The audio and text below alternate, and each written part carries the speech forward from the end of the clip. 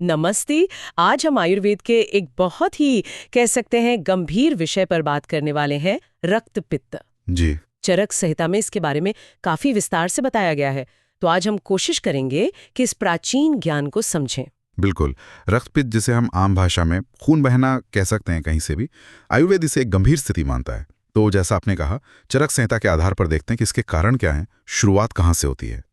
हाँ, ये जानना बहुत जरूरी है। मतलब ये होता क्यों है? चरक संहिता क्या कारण बताती है? देखिए, संहिता बहुत साफ तौर पर कहती है कि मुख्य कारण है हमारा खान पान।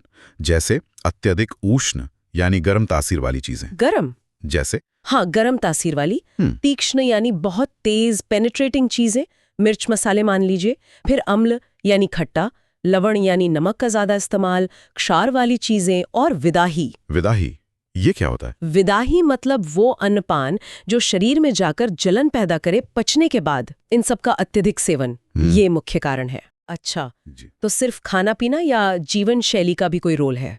हाँ हाँ, बिल्कुल है। आयुर्वेद तो हमेशा होलिस्टिक अप्रोच रखता है। तो अत्यधिक क्रोध, बहुत ज्यादा शोक या जिसे हम दुख कहते हैं, भय, जरूरत से ज्यादा शारीरिक परिश्रम और खास तौर पे धूप का सेवन, मतलब बहुत ज्यादा धूप में रहना। अच्छा, धूप भी। जी, ये सब चीजें मिलकर शरीर में पित्त दोष को असामान्य रूप से बढ़ा देती हैं। तो ये सारी चीजें पित्त को बढ़ाती हैं। ये तो समझ आया। लेकिन फिर ये बढ़ा हुआ पित्त, रक्त पित्त कैसे बनता है? मतलब खून बहने तक कैसे पहुंचती है बात? इसकी प्रक्रिया क्या है? सही सवाल है।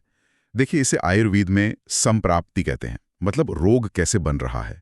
तो जब ये पित्त दोष बढ़ जाता है तो उसकी जो स्वाभाविक गर्मी और तीखापन है, वो रक्त धातु यानी हमारे खून पर असर डालता है। खून पर कैसे? वो अपनी गर्मी से खून को कह सकते हैं दूषित कर देता है, उसकी तरलता बढ़ा देता है, उसे थोड़ा असामान्य बना देता है। अब ये दूषित गर्म खून वो शरीर के स्रोतों में, चैनल्स में फैल जाता है। और जब दबाव बढ़ता है तो ये शरीर के जो स्वाभाविक रास्ते हैं उनसे बाहर निकलने लगता है। कौन से रास्ते? 3 मुख्य रास्ते बताए हैं। ऊर्ध्वमार्ग यानी ऊपर के रास्ते, जैसे नाक, मुंह, कान, आंखें। अच्छा। दूसरा अधोमार्ग, मतलब नीचे के रास्ते, गुदामार्ग, मूत्रमार्ग। ठीक है। और तीसरा है तिर्यक मार्ग, यानी त्वचा के रोम छिद्रों से। तो जब पित्त से दूषित खून इन रास्तों से बाहर आता है, उसी को रक्त पित्त कहते हैं। समझ गए। तो ये सिर्फ नक्सीर फूटना नहीं है, ये कहीं से भी हो सकता है। तो क्या इसके प्रकार भी बताए हैं? मतलब अलग अलग तरह का होता है ये? हाँ, बिल्कुल। एक तो यही मार्ग के आधार पर 3 मुख्य प्रकार हो गए। ऊर्ध्वगर रक्तपित्त, ऊपर से खून आना, अधोगर रक्तपित्त, नीचे से खून आना, और उभय मार्गक। उभय मार्गक मतलब दोनों रास्तों से, ऊपर और नीचे दोनों से खून आना। इसे सबसे गंभीर माना जाता है। अच्छा, और कोई आधार भी है वर्गीकरण का? हाँ, दूसरा आधार है दोषों की प्रधानता। देखिए, पित्त तो इसमें मुख्य है ही, वो तो हमेशा बढ़ावा मिलेगा, लेकिन उसके साथ वात या कफ, कौन सा दोष ज्यादा प्रबल है, उसके आधार पर भी प्रकार होते हैं। जैसे वातज रक्तपित्त, जिसमें वात के लक्षण ज्यादा हों, शायद खून कालापन लिए हो, झागदार हो, दर्द हो।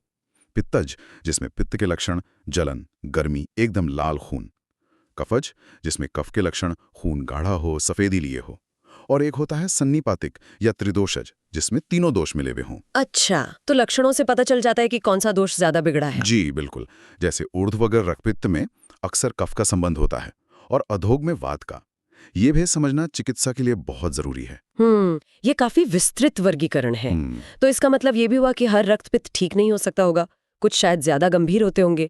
इसकी साध्य असाध्यता, मतलब प्रोग्नोसिस, इसके बारे में क्या कहा गया है? हाँ, ये बहुत महत्वपूर्ण सवाल है। चरक संहिता इस पर भी मार्गदर्शन देती है। ये कई बातों पर निर्भर करता है। किन बातों पर? पहली बात, जैसा हमने कहा, मार्ग। अगर खून सिर्फ एक ही मार्ग से आ रहा है, चाहे ऊपर से या नीचे से, तो वो ज्यादातर साध्य होता है, मतलब ठीक हो सकता है। अच्छा। दूसरा, रोग नया है ये पुराना। अगर नया है, नवोत्थितम, तो ठीक होने की संभावना ज्यादा है। तीसरा और सबसे जरूरी, रोगी का बल। अगर रोगी बलवान है तो उम्मीद ज्यादा होती है, और अगर खून का वेग बहुत ज्यादा नहीं है तो भी स्थिति संभाली जा सकती है। ये सब हो तो साध्य है। और असाध्य कब होता है, मतलब इनक्योरेबल? इसके विपरीत स्थितियां हो तो, जैसे खून दोनों मार्गों से आ रहा हो, उभय मार्गम, त्रिदोषज हो, रोगी बहुत कमजोर हो गया हो, क्षीणस्य, रोग बहुत पुराना हो, चिरोत्थितम, और उसमें कई उपद्रव, मतलब कॉम्प्लिकेशंस आ गए हों। कॉम्प्लिकेशंस जैसे? स्थिति असाध्य मानी जाती है, पर यहां भी रोगी का बल मायने रखता है। ठीक है, ये जानना बहुत जरूरी है। चलिए अब आते हैं सबसे मुख्य बात पर, चिकित्सा। इसका इलाज कैसे किया जाता है? क्या सिद्धांत है इसके पीछे? देखिए, आयुर्वेद का पहला सिद्धांत हर रोग में एक ही है, निदान परिवर्जन। निदान परिवर्जन। हाँ, मतलब जिन कारणों से रोग हुआ है उन्हें छोड़ देना। गरम, तीखा, खट्टा खाना बंद, गुस्सा, ज्यादा मेहनत बंद, ये पहला कदम है। इसके बिना इलाज मुश्किल है। सही बात है, कारण हटाना तो जरूरी है। उसके बाद रोगी का बल देखा जाता है। अगर रोगी बलवान है और शरीर में आम दोष हैं, मतलब पाचन सही न होने से बने टॉक्सिन्स, तो शुरुआत में लंघन कराने को कहा गया है। लंघन यानी उपवास? हाँ, या तो उपवास या बहुत हल्का सुपाच्य भोजन, जैसे मूंग की दाल का पानी, जौ का दलिया, ताकि पाचन सुधरे और आम पचे। लेकिन खून बह रहा हो और उपवास, कमजोरी नहीं आएगी? और मेरा सवाल वही है, खून बह रहा है तो उसे रोकना नहीं चाहिए क्या? पहली प्राथमिकता तो वही लगती है। यहीं पर चरक संहिता एक बहुत ही, कह सकते हैं, क्रांतिकारी बात कहती है, जो आम सोच से अलग है। क्या? वो ये कि रक्त पित्त की शुरुआती अवस्था में, खासकर अगर रोगी बलवान है, तो तुरंत स्तंभन नहीं करना चाहिए। स्तंभन मतलब खून रोकने की चिकित्सा। दवा देकर या किसी उपाय से खून को तुरंत रोकना, वो शुरुआत में मना किया गया है। हैरानी से क्या खून बहने दें? ये तो अजीब लग रहा है।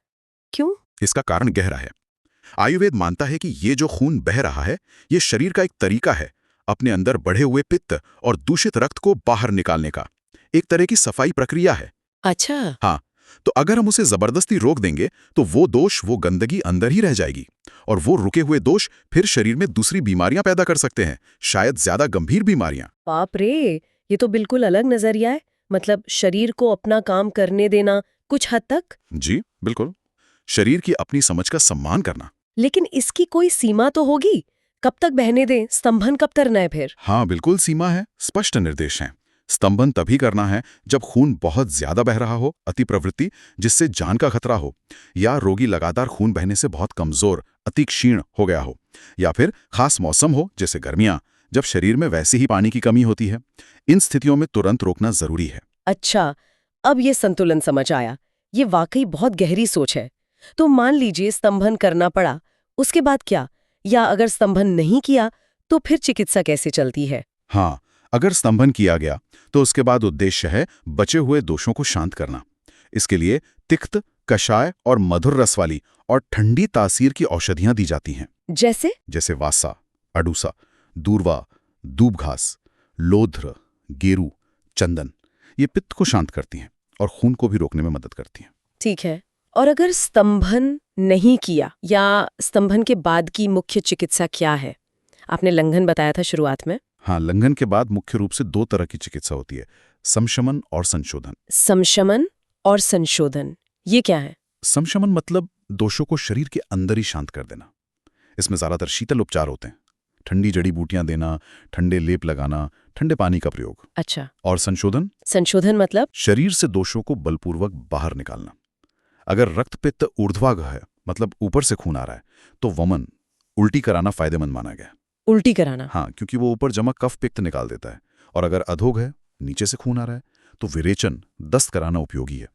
वो नीचे से पित्तवात को निकालता है। लेकिन ये ध्यान रखना है कि ये प्रक्रियाएं कमजोर रोगी में नहीं करनी चाहिए, क्योंकि वो इसे सहन नहीं कर पाएगा। सही है। अच्छा, इन सब चिकित्साओं के साथ खान पान यानी पथ्य का क्या महत्व है?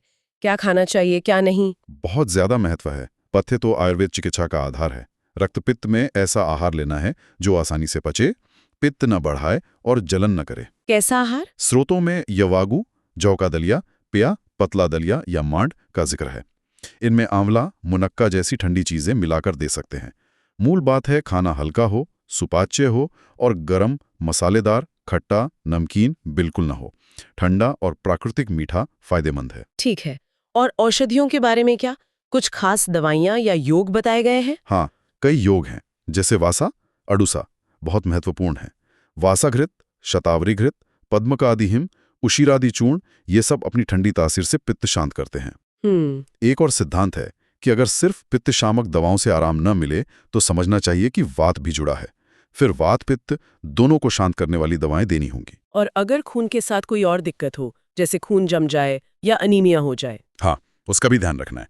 अगर खून जम रहा है तो मतलब कफ भी है, तो पित्त के साथ कफ की चिकित्सा भी करनी होगी। अगर पांडु या अनीमिया या शोथ, सूजन है, तो रक्तपित्त के साथ उनका भी इलाज जरूरी है। मतलब साथ साथ दूसरी चीजों का भी इलाज चलेगा? जी हाँ, दारू हरिद्र, प्रियंगु, पाठा, यष्टिमधु जैसी औषधियों का भी जिक्र है।